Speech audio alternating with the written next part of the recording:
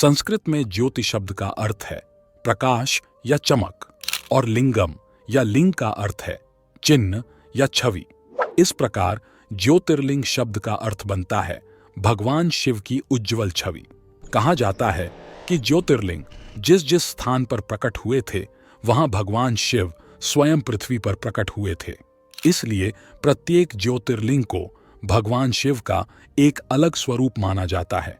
इसलिए आज के इस वीडियो में हम भारत में स्थित 12 ज्योतिर्लिंगों के बारे में बात करेंगे और उनके उत्पत्ति से जुड़ी अनेक ऐतिहासिक तथा पौराणिक कहानियां जानेंगे। लेकिन क्या यह सच है या क्या इसके पीछे और कुछ रहस्य हैं? ज्योतिर्लिंग के पीछे छिपी अनदेखी सच्चाई को खोजते हुए हम एक अद्भुत यात्रा पर निकलेंगे। लेकिन ध्यान दें, क्योंकि जो सत्य हमें मिलेगा वह हमें चौंका देगा और शायद हमारी सोच को पूरी तरह से बदल देगा। तो बैठिए मजबूती से, क्योंकि आपको अभी तक नहीं पता कि यह यात्रा कहां ले जाएगी। वीडियो शुरू करने से पहले आपसे एक छोटा सा निवेदन है कि कमेंट में हर हर महादेव अवश्य लिखें। नंबर 1, सोमनाथ ज्योतिर्लिंग। सोमनाथ ज्योतिर्लिंग भारत के गुजरात में स्थित है। सोमनाथ ज्योतिर्लिंग को पृथ्वी का पहला ज्योतिर्लिंग माना जाता है, जिसे किसी और ने नहीं बल्कि भगवान चंद्रदेव ने स्वयं बनवाया था। शिव पुराण के अनुसार चंद्र या चंद्रमा, जो महर्षि अत्रि और माता अनसुईया के पुत्र थे, उनका विवाह दक्ष प्रजापति की 27 पुत्रियों से हुआ था। दक्ष ने अपनी 27 बेटियों का विवाह चंद्र से करते हुए चंद्र से एक वचन मांगा। उन्होंने चंद्र से अपनी सभी 27 बेटियों को समान रूप से प्यार करने और उनके साथ समान व्यवहार करने के लिए कहा, लेकिन चंद्र ने ऐसा नहीं किया। विवाह के कुछ समय बाद चंद्र को अपनी एक पत्नी रोहिणी से विशेष प्रेम हो गया। वे अपना अधिकांश समय उसी के साथ बिताते थे और अपनी अन्य पत्नियों को अनदेखा कर देते थे। रोहिणी को प्राथमिकता देते देख दक्ष की 26 पुत्रियां नाखुश हो गईं। वे सभी अपने पिता दक्ष के पास गईं और सारी बातें उन्हें बताईं। अपनी अन्य 26 पुत्रियों के साथ हुए पक्षपात और अन्याय को देखकर दक्ष क्रोधित हो गए। अपने क्रोध में उन्होंने चंद्रमा को श्राप दिया कि वे अपनी चमक और आभा खो देंगे और अंत में मृत्यु को प्राप्त हो जाएंगे। मरते हुए चंद्रमा को समझ में नहीं आ रहा था कि क्या करें। उन्होंने दक्ष से अपना श्राप वापस लेने के लिए विनती की, लेकिन तब तक बहुत देर हो चुकी थी। श्राप से मुक्ति पाने के लिए चंद्र भगवान ब्रह्मा के पास गए। ब्रह्मा ने चंद्र को सलाह दी कि यदि वे महामृत्युंजय मंत्र का जाप करके भगवान शिव को प्रसन्न कर लें तो वे इस श्राप से मुक्त हो सकते हैं। आशा की इस पतली किरण को पकड़कर चंद्र प्रसिद्ध पवित्र भूमि प्रभास पाटन गए। वहां उन्होंने एक ज्योतिर्लिंग की स्थापना की और भगवान शिव से सच्चे मन से प्रार्थना की। चंद्र की भक्ति से प्रसन्न होकर भगवान शिव प्रकट हुए और बोले कि मैं दक्ष के श्राप को लौटा तो नहीं सकता, लेकिन मैं इसे कुछ हद तक कम कर सकता हूं। इस दिन से शुक्ल पक्ष में 15 दिन के लिए आपकी चमक बढ़ेगी और फिर कृष्ण पक्ष में 15 दिन के लिए आपकी चमक कम हो जाएगी। पूर्णिमा के दिन आप दुनिया को अपनी चमक से भर देंगे और अमावस्या के दिन आप गायब हो जाएंगे। चंद्र इस घटते बढ़ते रूप से निराश थे। उनकी अर्धचंद्र आकृति एक अभिशाप लग रही थी, जो उन्हें उनकी कम हुए ताकत की निरंतर याद दिलाती रहेगी। इसलिए भगवान शिव ने अपने बालों में अर्धचंद्र धारण किया और उन्हें सांत्वना दी। इस प्रकार शिव को चंद्रशेखर या चंद्रमा को अपने सिर पर धारण करने वाले के नाम से भी जाना जाने लगा। तभी से भगवान शिव सदैव वहीं निवास करने लगे। अतः मंदिर को सोमनाथ नाम से जाना जाने लगा, जिसका अर्थ है चंद्रमा का देवता। नंबर 2, महाकालेश्वर ज्योतिर्लिंग। महाकालेश्वर ज्योतिर्लिंग को स्वयंभू माना जाता है, अर्थात इसकी उत्पत्ति स्वयं हुई है। यह ज्योतिर्लिंग भारत के मध्य प्रदेश के प्राचीन शहर उज्जैन में स्थित है। यह मंदिर पवित्र क्षिप्रा नदी के किनारे स्थित है। सभी पुरानी संरचनाओं और उनसे जुड़ी कहानियों की तरह ही महाकालेश्वर ज्योतिर्लिंग के पीछे भी कई किंवदंतियां हैं। पुराणों के अनुसार उज्जैन शहर को अबंतिका कहा जाता था। यह उन प्राथमिक शहरों में से एक था जहां छात्र पवित्र ग्रंथों का अध्ययन करने के लिए जाते थे। कहते हैं कि उज्जैन के राजा चंद्रसेन भगवान शिव के बहुत बड़े भक्त थे। जब वे भगवान शिव की प्रार्थना कर रहे थे, तब एक युवा लड़के शेखर ने उनके साथ प्रार्थना करने की इच्छा की। हालांकि उसे ऐसा करने की अनुमति नहीं दी गई और उसे शहर के बाहरी इलाकों में भेज दिया गया। उसी समय के आसपास उज्जैन के प्रतिद्वंदी राजाओं ने, मुख्य रूप से राजा रिपुदमन और राजा आदित्य ने, राज्य पर हमला करने और उनके खजानों पर कब्जा करने का फैसला किया। यह सुनकर उस युवा लड़के शेखर ने शहर को बचाने के लिए भगवान से प्रार्थना की। यह खबर वृद्धि नामक एक पुजारी तक भी फैल गई। यह सुनकर वो भी अपने बेटों के साथ क्षिप्रा नदी के किनारे भगवान शिव से प्रार्थना करने लगे। इसी बीच प्रतिद्वंदी राजाओं ने उज्जैन पर आक्रमण कर दिया और शक्तिशाली राक्षस दूषण की मदद से, जिसे ब्रह्मा द्वारा अदृश्य होने का आशीर्वाद प्राप्त था, उन्होंने शहर को लूट लिया और सभी शिव भक्तों पर हमला किया। अपने असहाय भक्तों की प्रार्थना सुनकर शिव अपने महाकाल रूप में प्रकट हुए और राजा चंद्रसेन के दुश्मनों को पल भर में नष्ट कर दिया। अपने भक्त शेखर और वृद्धि के अनुरोध पर भगवान महाकाल उसी दिन से प्रसिद्ध उज्जैन मंदिर में रहते हैं। यह एकमात्र ज्योतिर्लिंग है जिसका मुख दक्षिण दिशा की ओर है, इसलिए इन्हें दक्षिण मुखी भी कहा जाता है। नंबर 3, मल्लिकार्जुना ज्योतिर्लिंग। मल्लिकार्जुना ज्योतिर्लिंग भारत के सबसे महान शिव मंदिरों में से एक है और इसे साउथ का कैलाश भी कहा जाता है। यह तीर्थ स्थल आंध्र प्रदेश में कृष्णा नदी के तट पर श्री शैल पर्वत पर स्थित है।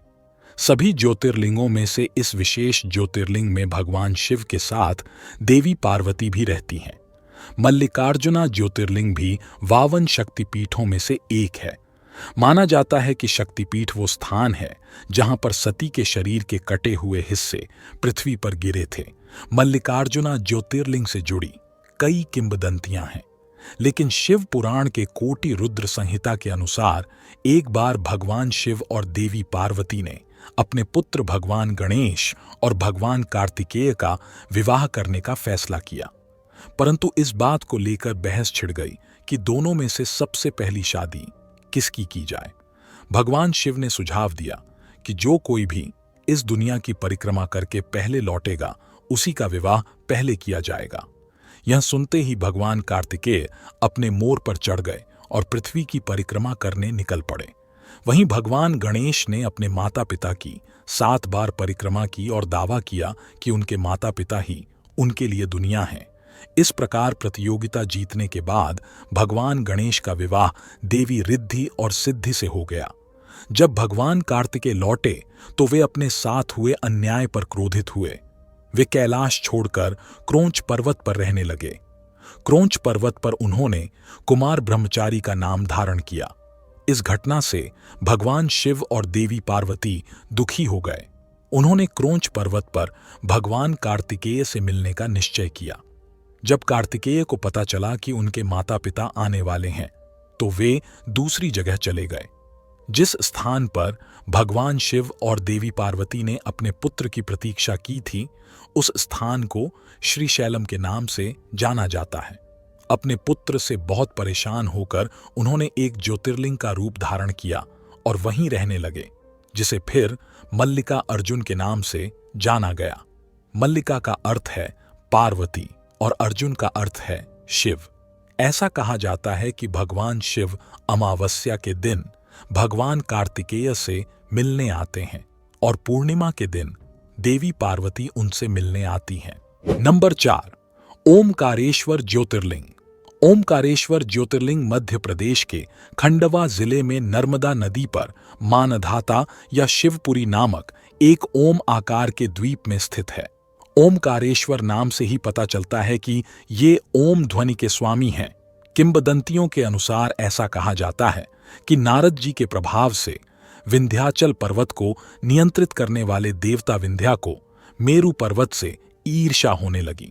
विंध्या ने भगवान शिव को प्रसन्न करने के लिए कठोर तपस्या की और वरदान में वो और अधिक विशाल बनना चाहता था। भगवान शिव उनकी तपस्या से प्रसन्न हुए और उनकी इच्छा पूरी की, परंतु एक शर्त के साथ कि उनके बढ़े हुए आकार से तीर्थ यात्रियों को कोई परेशानी नहीं होनी चाहिए। साथ ही भगवान शिव ने वहां एक ज्योतिर्लिंग भी स्थापित किया।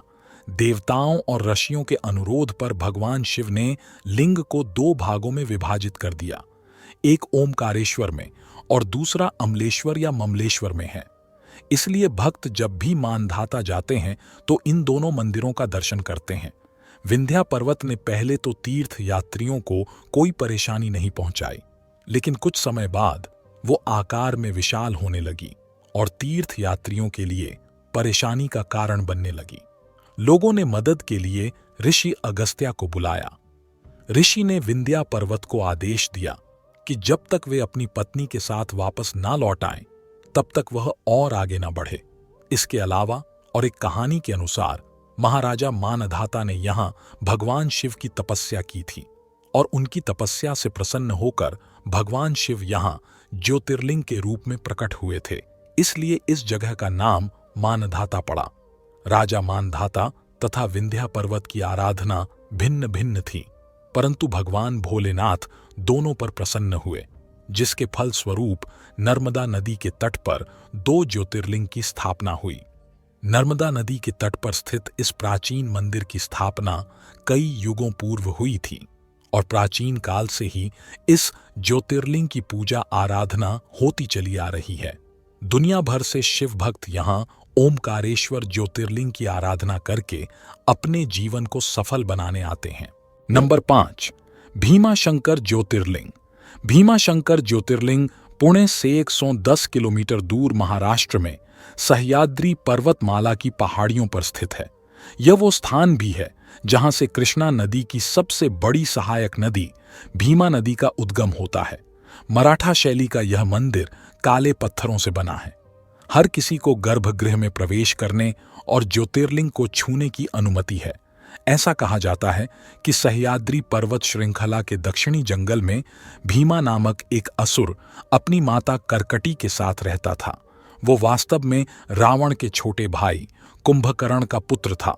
जब उसे पता चला कि भगवान विष्णु ने राम के रूप में अवतार लेकर उसके पिता की हत्या कर दी है, तो वह क्रोधित हो गया। उसने बदला लेने की कसम खाई और भगवान ब्रह्मा को प्रसन्न करने के लिए कठोर तपस्या की। बदले में ब्रह्मा ने उसे अपार शक्ति का आशीर्वाद दिया, जिसका उपयोग उसने दुनिया को आतंकित करने के लिए किया। उसने भगवान शिव के एक कट्टर भक्त कामरूपेश्वर को कैद कर लिया और मांग की कि वो भगवान शिव के बजाय उसकी प्रार्थना करे। जब कामरूपेश्वर ने ऐसा करने से इनकार कर दिया, तो भीमा ने शिवलिंग को नष्ट करने के लिए अपनी तलवार उठा ली। तभी भगवान शिव उसके सामने प्रकट हुए और उसे भस्म कर दिया। वह स्थान जहां भगवान शिव स्वयं प्रकट हुए थे, माना जाता है कि अब वहां शिवलिंग है। एक अन्य किंवदंती के अनुसार त्रिपुरासुरा नामक एक राक्षस ने भगवान शिव को प्रसन्न करने और उनसे अमरता का वरदान मांगने के लिए भीमाशंकर जंगल में तपस्या की थी। भगवान शिव उनकी भक्ति से प्रसन्न हुए और उन्हें इस शर्त के साथ अमरता प्रदान की कि वह अपनी शक्तियों का उपयोग स्थानीय लोगों की मदद करने के लिए करेगा। त्रिपुरासुरा उनसे सहमत हो गया। हालांकि समय के साथ वह अपना वादा भूल गया और मनुष्य और देवता दोनों को परेशान करना शुरू कर दिया। भगवान शिव ने अपनी पत्नी देवी पार्वती को उनकी मदद करने के लिए कहा। वे दोनों अर्धनारेश्वर के रूप में नजर आए और त्रिपुरासुरा का वध कर दिया, जिसके बाद पृथ्वी पर शांति कायम हुई। नंबर 6, केदारनाथ ज्योतिर्लिंग। यह मंदिर भारत के उत्तराखंड राज्य में मंदाकिनी नदी के पास गढ़वाल हिमालय श्रृंखला पर स्थित है। यह मंदिर समुद्र तट से लगभग 12,000 फीट ऊंचाई पर स्थित है। सर्दियों में मौसम की खराब स्थिति के कारण मंदिर साल में केवल 6 महीने के लिए खुला रहता है। कहा जाता है कि पवित्र केदारनाथ मंदिर का निर्माण 8वीं शताब्दी में हिंदू गुरु आदि शंकराचार्य द्वारा किया गया था। शंकराचार्य ने उस स्थान का पुनर्निर्माण किया जहां माना जाता है कि महाभारत के पांडवों ने वहां शिव मंदिर का निर्माण कराया था। पौराणिक कथाओं के अनुसार ऐसा कहा जाता है कि पांडव अपने कौरव भाइयों को मारने के बाद अपने पापों का प्रायश्चित करने के लिए भगवान शिव से माफी मांगने जाना चाहते थे, लेकिन भगवान शिव उनसे मिलना नहीं चाहते थे। इसलिए भगवान शिव गुप्तेश्वर में छिप गए, जहां आज केदारनाथ का ज्योतिर्लिंग स्थित है। पांडवों और द्रौपदी ने गुप्त काशी में एक बैल देखा जो अन्य बैलों से बहुत अनोखा था। पांडवों में भीम ने पहचान लिया कि वो बैल कोई और नहीं बल्कि स्वयं भगवान शिव थे जो उनसे छिप रहे थे। वे नंदी बैल के रूप में थे। भीम ने बैल को पकड़ने की कोशिश की लेकिन सफल नहीं हो सके। भीम ने बैल की पूंछ और पिछले पैर को खींचकर उसे जमीन से बाहर खींचने की कोशिश की। हालांकि भगवान शिव ने खुद को और गहराई में धकेल दिया और अलग अलग स्थान पर केवल कुछ हिस्सों में ही प्रकट हुए। जैसे कि केदारनाथ में उनके पीठ की ऊपरी हिस्सा प्रकट हुआ, टुंगनाथ में भुजाएं, मध्य महेश्वर में नाभि और पेट, रुद्रनाथ में चेहरा और कल्पेश्वर में बाल और सिर प्रकट हुआ। पांडवों ने शिव की पूजा करने के लिए इन पांचों स्थान पंच केदार पर मंदिर बनवाए, जिससे वह अपनी पापों से मुक्त हो गए। और भगवान शिव ने ज्योतिर्लिंग के रूप में इस पवित्र स्थान पर रहने का वादा किया। यही कारण है कि केदारनाथ इतना प्रसिद्ध है और भक्तों द्वारा पूजनीय है। भगवान शिव का यह ज्योतिर्लिंग इतना चमत्कारी है कि केदारनाथ में आया भयंकर प्रलय भी इसे हिला नहीं पाया। 2013 में जब बाढ़ का पानी पहाड़ से नीचे की ओर गिर रहा था तो उस पानी के साथ एक विशाल काय पत्थर भी लुढ़कते हुए नीचे आया और मंदिर के पास आकर रुक गया, जिस वजह से पानी का बहाव 2 भागों में बंट गया और मंदिर को कुछ नहीं हुआ। इसलिए अब इस चमत्कारी शिला को भीम शिला के नाम से जाना जाता है। नंबर 7, काशी विश्वनाथ ज्योतिर्लिंग। काशी विश्वनाथ मंदिर भारत के उत्तर प्रदेश के वाराणसी शहर में पवित्र गंगा नदी के तट पर स्थित है।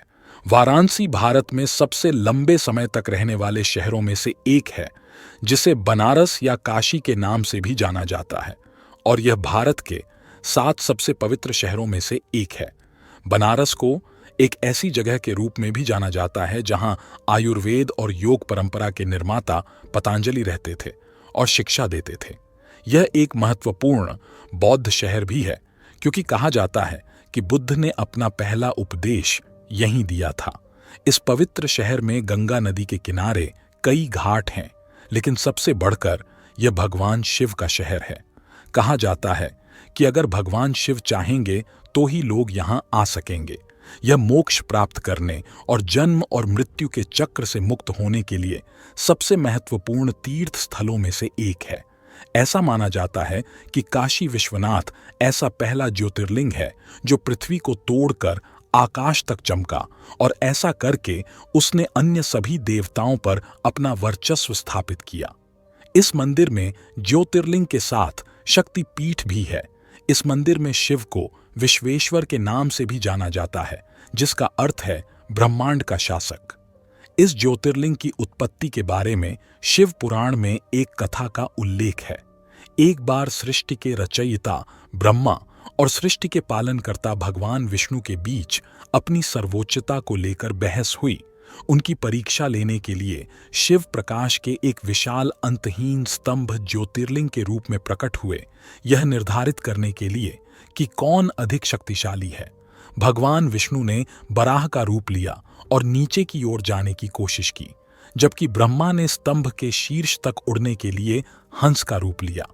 लंबे समय तक स्तंभ के अंत को खोजने की कोशिश करने के बाद ब्रह्मा ने अहंकार के कारण झूठ बोला और कहा कि उन्हें स्तंभ का अंत मिल गया है, और साक्ष्य के रूप में कौतुकी का फूल दिखाया, जबकि भगवान विष्णु ने ईमानदारी से कहा कि उन्हें इसका अंत नहीं मिल सका और उन्होंने अपनी हार स्वीकार कर ली। तब भगवान शिव ने क्रोधित भैरव का रूप धारण किया और ब्रह्मा के 5वें सिर को काट दिया। साथ ही ब्रह्मा को श्राप दिया कि उनकी पूजा नहीं की जाएगी, जबकि भगवान विष्णु को उनकी ईमानदारी के लिए अनंत काल तक उनके अपने मंदिरों में शिव के समान पूजा जाएगा।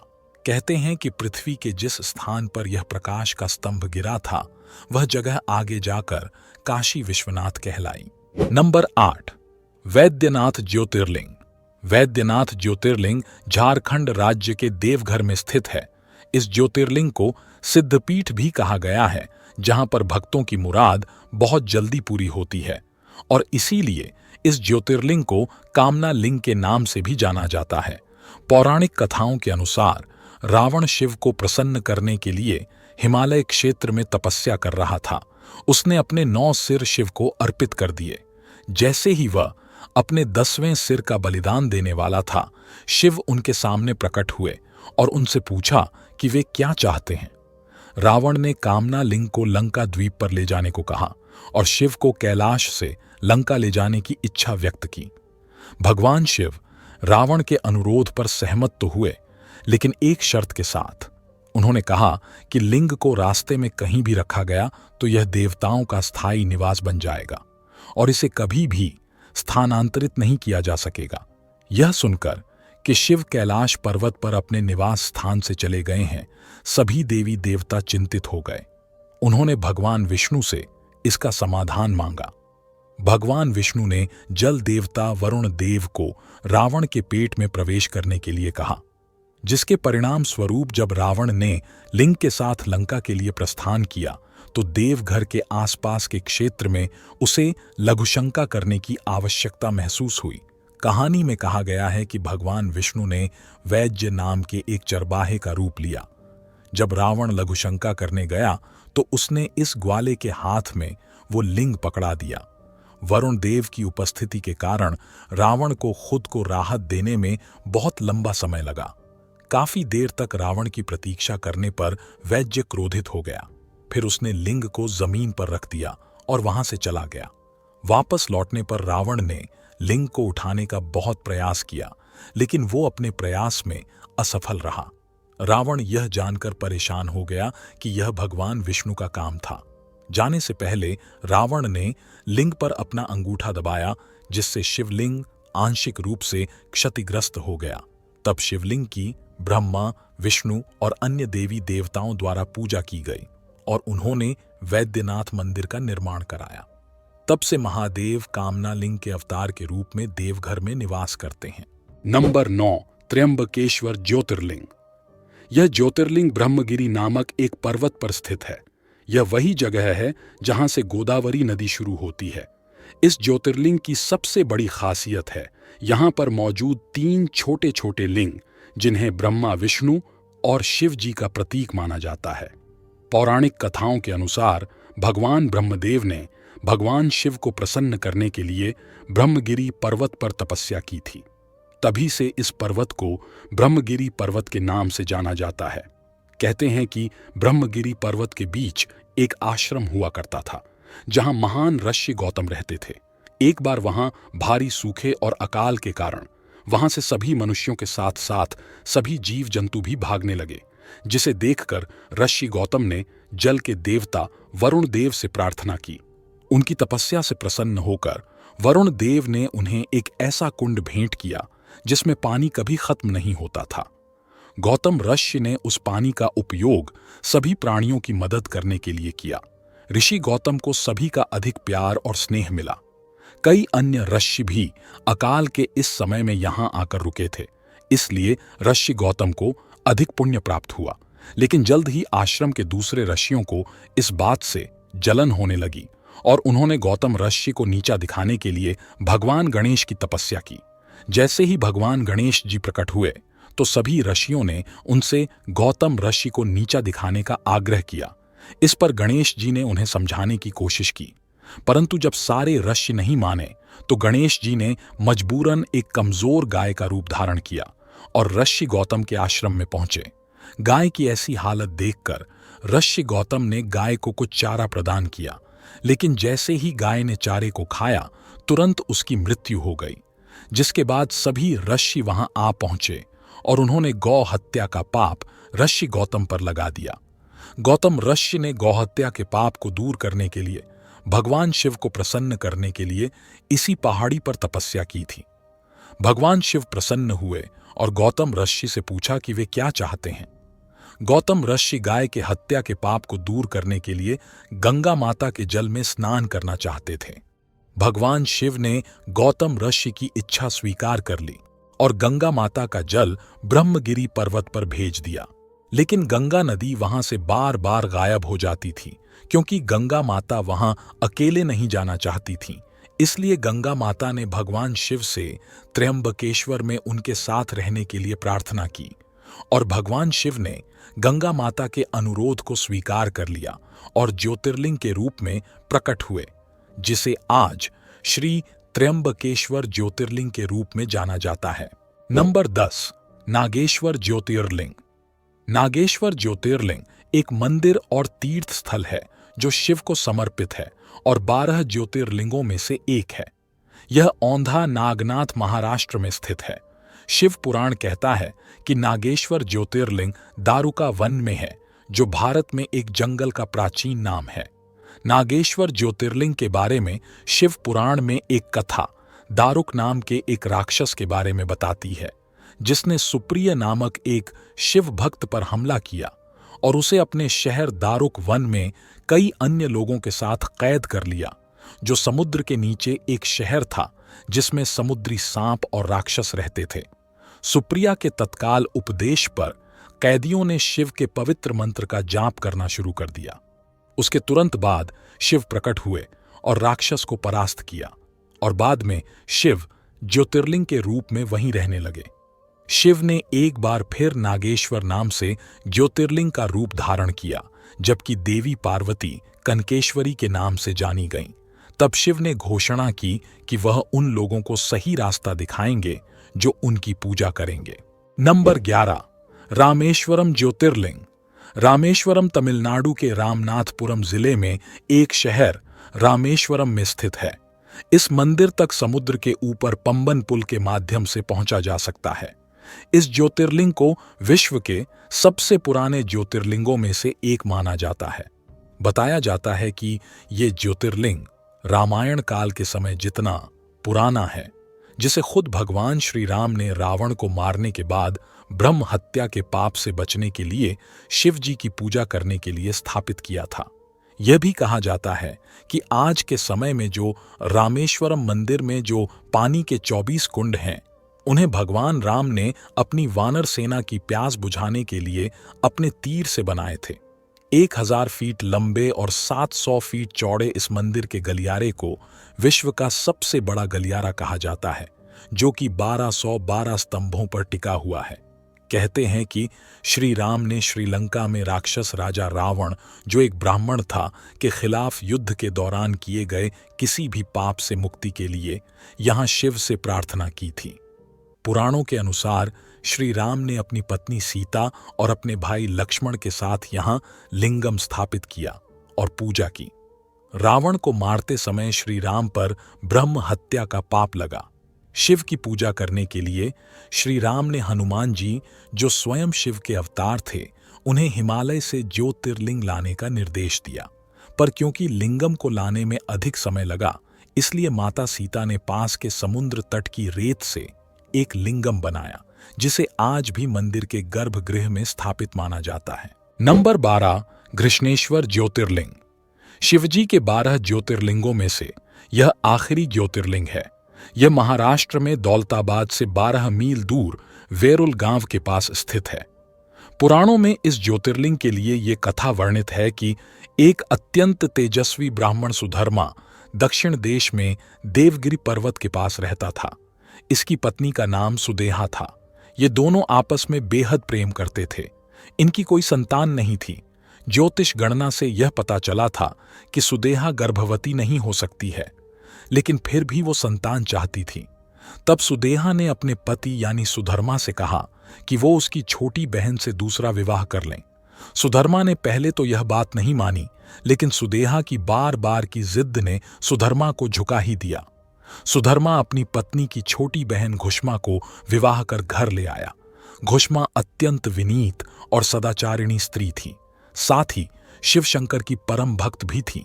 घुष्मा प्रतिदिन 101 पार्थिव शिवलिंग बनाती थी और पूरे मन के साथ उनका पूजन करती थी। शिवजी की कृपा ऐसी रही कि कुछ ही समय बाद उसके घर में एक बालक ने जन्म लिया। दोनों बहनों की खुशी का ठिकाना ना रहा। दोनों बेहद प्यार से रह रही थीं, लेकिन पता नहीं कैसे सुदेहा के मन में एक गलत विचार घर कर गया। उसने सोचा कि इस घर में सब तो घुष्मा का ही है, मेरा कुछ भी नहीं। इस बात को सुदेहा ने इतना सोचा कि यह बात उसके मन में घर कर गई। सुदेहा सोच रही थी कि संतान भी उसकी है और उसके पति पर भी घुष्मा ने हक जमा रखा है। इन्हीं सब को विचारों के साथ एक दिन उसने घुष्मा के युवा पुत्र को रात में सोते समय ही मौत के घाट उतार दिया और वहीं उसके शव को तालाब में फेंक दिया। जब सुबह हुई तो पूरे घर में कोहराम मच गया।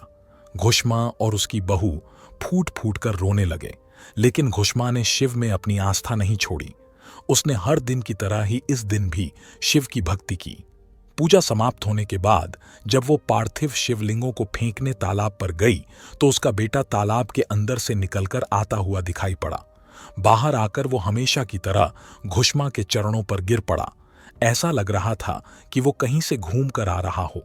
तभी शिवजी प्रकट हुए। उन्होंने घुष्मा से वर मांगने को कहा, लेकिन शिवजी सुदेहा की इस करतूत से बेहद क्रोधित थे और वो अपने त्रिशूल से सुदेहा का गला काटने वाले थे। लेकिन घुष्मा ने शिवजी से हाथ जोड़कर विनती की कि वो उसकी बहन को क्षमा कर दें।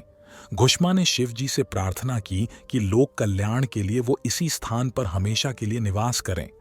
शिवजी ने घुष्मा की दोनों बातें मान लीं और ज्योतिर्लिंग के रूप में प्रकट होकर वहीं निवास करने लगे। शिव भक्त घुष्मा के आराध्य होने के कारण ही इनका नाम घुष्मेश्वर महादेव पड़ा।